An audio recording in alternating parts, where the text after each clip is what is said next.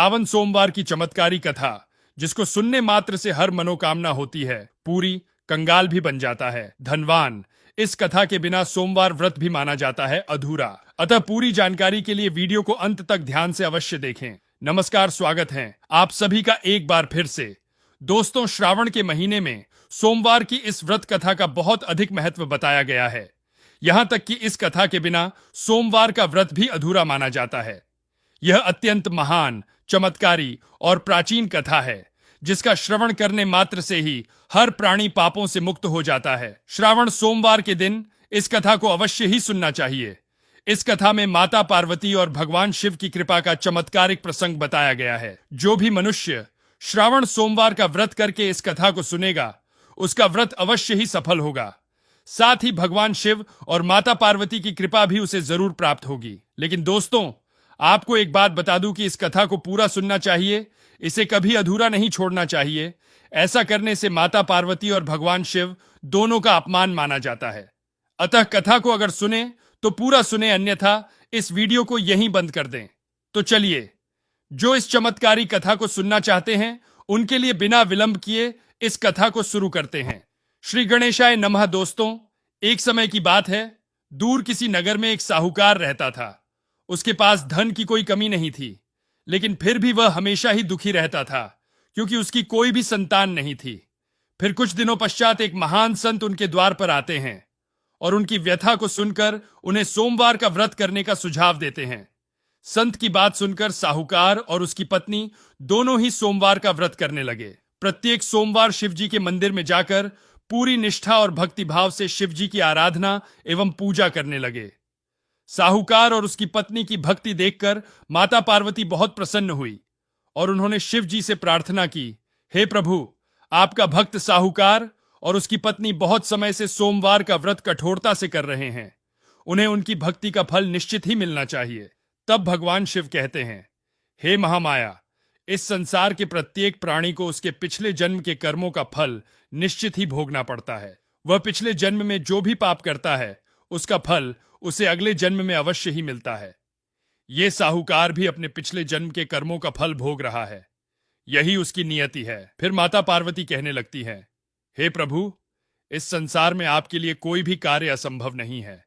आप महाकाल हैं। मृत्यु भी आपकी ही आज्ञा का पालन करती है। आप बड़े बड़े पापियों को भी क्षमा कर देते हैं, तो आप इस भक्त को भी उसके पिछले जन्म के कर्मों के लिए क्षमा करके उसकी इच्छा को पूर्ण कीजिए। माता पार्वती के बार बार आग्रह करने पर भगवान शिव साहूकार की प्रार्थना को सुनने के लिए तैयार हो जाते हैं और एक दिन सोमवार को स्वप्न में उसे दर्शन देकर पुत्र प्राप्ति का वरदान देते हैं और कहते हैं, तुम्हारे पुत्र की आयु केवल 12 वर्ष की ही होगी और उसके बाद तुम्हारा पुत्र कैलाश में चला आएगा। सुबह जागने के बाद साहूकार यह बात अपनी पत्नी को बताता है। वह दोनों ही ना तो प्रसन्न होते हैं और ना ही दुखी, किंतु भगवान की इच्छा समझकर स्वीकार कर लेते हैं और फिर से शिव भक्ति में लग जाते हैं।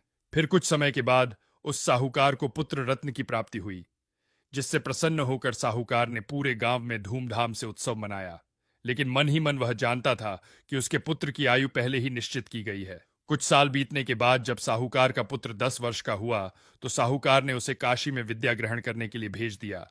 उसे लगा कि वहां संतों के सानिध्य में रहेगा तो ईश्वर की कृपा होगी। इसीलिए उसने अपने पुत्र के मामा यानी अपने साले को बुलाकर उसे बहुत सारा धन देकर अपने पुत्र को उसके साथ काशी में पढ़ने के लिए भेज दिया। जाते समय उसने कहा कि रास्ते में जो भी साधु संत मिलें, उनकी सेवा करना, दान धर्म करना और जहां भी शिव मठ अथवा शिव मंदिर मिलें, वहां शिव जी की पूजा करते हुए जाना। और फिर पिता से आज्ञा लेकर दोनों ने काशी की ओर प्रस्थान किया। काशी के मार्ग में उन्हें एक नगर मिला, जहां पर एक राजा की पुत्री का विवाह एक राजकुमार से होने जा रहा था। लेकिन वह राजकुमार एक आंख से काना था। इसी कारण से राजकुमार के पिता ने एक योजना बनाई कि वह विवाह के समय अपने पुत्र के स्थान पर किसी सुंदर बालक को बिठा देगा, ताकि राजकुमारी विवाह से इनकार ना कर दे। उसी समय वहां पर वह साहूकार का पुत्र और उसका मामा पहुंच गए। उस साहूकार के पुत्र को देखकर उस राजा ने उसे कहा कि तुम मेरे पुत्र के स्थान पर राजकुमारी से विवाह करो और मैं तुम्हें बहुत सारा धन दूंगा।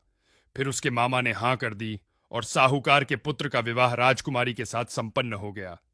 लेकिन साहूकार के पुत्र को यह बात बहुत बुरी लगी। इसीलिए उसने राजकुमारी की चुनरी पर लिख दिया कि तुम्हारा विवाह मेरे साथ हुआ है और तुम जिस राजकुमार के साथ जा रही हो वो एक आंख से काना है। मैं तो काशी में पढ़ने के लिए जा रहा था तो राजा ने मुझे उसके स्थान पर बिठा दिया। साहूकार के पुत्र के जाने के बाद जब राजकुमारी ने यह बात पढ़ी तो वह बहुत अधिक क्रोधित हो गई और उसने यह बात अपने पिता को बता दी और उस राजकुमार के साथ जाने से इनकार कर दिया। और फिर वो रोते हुए शिवजी के मंदिर में जाकर शिवजी की पूजा करने लगी और उसने अपने पति को वापस पाने के लिए सोमवार का व्रत करना शुरू कर दिया। दूसरी ओर साहूकार का पुत्र और उसका मामा दोनों काशी में पहुंच गए। वहां पहुंचने के बाद उन्होंने बहुत से साधु संतों की सेवा की और दान धर्म करने लगे। इसी प्रकार समय बीतने लगा और फिर जब साहूकार के पुत्र की आयु 12 वर्ष की हुई तो उसके मामा ने काशी में एक यज्ञ का आयोजन किया और सभी ऋषि मुनियों को निमंत्रण दिया। यज्ञ के बाद साहूकार के पुत्र को नींद आने लगी और वह सोने के लिए शिव मठ में चला गया और उसी समय नींद में उसकी मृत्यु हो गई। जब उसका मामा उसे देखने के लिए अंदर आया तो उसे पता चला कि उसके भांजे की मृत्यु हो चुकी है, जिससे वह बहुत दुखी हुआ। लेकिन वह चुप रहा और उसने सभी ब्राह्मणों और ऋषि मुनियों को दान दक्षिणा देकर विदा किया। उसके बाद वह बहुत जोर जोर से मिलाप करके रोने लगा और भगवान शिव और माता पार्वती को पुकारने लगा। उसी समय माता पार्वती और भगवान शिव आकाश मार्ग से गुजर रहे थे तो माता पार्वती ने उसका विलाप सुना तो उन्हें बड़ी दया आई। उन्होंने भगवान शिव से उसके दुख दूर करने के लिए कहा तो शिवजी कहने लगे, हे देवी, यह उसी साहूकार का पुत्र है जिसकी आयु केवल 12 वर्ष निर्धारित की गई थी। लेकिन मां तो मां होती है, उसकी ममता की कोई सीमा निर्धारित नहीं होती। अपने पुत्र को वो कभी दुख में नहीं देख सकती। इसीलिए माता पार्वती मातृभाव से विभोर होकर शिवजी से आग्रह करने लगी, हे प्रभु देखिए, उस बालक के मामा आपके शिव भक्त हैं। उस साहूकार के पुत्र की पत्नी भी सोमवार का व्रत कर रही है और अपने पति की राह देख रही है। उसकी माता भी अपने घर उसकी राह देख रही है। आप अपने इतने सारे भक्तों को कैसे नजरअंदाज कर सकते हैं? वे सभी उसके वियोग में प्राण त्याग देंगे। कृपया आप उस बालक पर कृपा करें। माता पार्वती के आग्रह पर शिवजी ने उस बालक को फिर से जीवित कर दिया, उसे लंबी आयु प्रदान की और बालक फिर से जी उठा और महादेव को धन्यवाद करने लगा। फिर काशी में शिक्षा प्राप्त करके बालक अपने नगर की ओर लौटने लगा। रास्ते में वह उस नगर भी पहुंचा जहां पर वो राजकुमारी उसकी प्रतीक्षा कर रही थी। फिर राजा को जब इस चमत्कार का पता चला तो उसने अपनी पुत्री का विवाह फिर से उस साहूकार के पुत्र के साथ कर दिया और बहुत सारा धन देकर उनको विदा किया। इधर साहूकार और उसकी पत्नी भूखे प्यासे रहकर अपने पुत्र की राह देख रहे थे। उन्होंने यह प्रण रखा था कि यदि उन्हें उनके पुत्र की मृत्यु का समाचार मिलता है तो वे भी उसी क्षण प्राण त्याग देंगे। लेकिन महादेव की अनुकंपा से उन्हें पुत्र के जीवित होने का समाचार प्राप्त हुआ और वे अति प्रसन्न हुए और घर पर पुत्र के आने पर उन्होंने उनका भव्य स्वागत किया।